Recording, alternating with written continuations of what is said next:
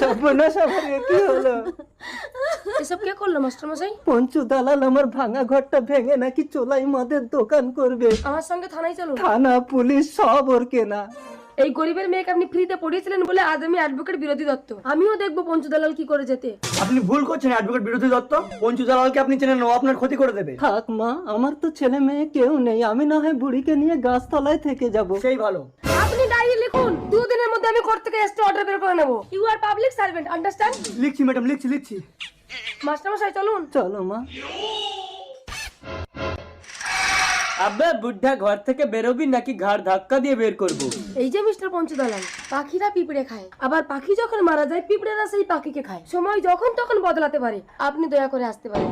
আব্বে বুদ্ধা তুই তো কচি মাল ধরেছিস বে। মুখ সামলে কথা বলুন, জানোয়ারের পরিচয় দিয়ে নিজের বাবা মাকে ছোট করবেন না। এই উকিল, তুই আমার বাবা মা তুলে কথা বলিস, তোকে আমি দেখে নেবো। এই চলে আয় বে।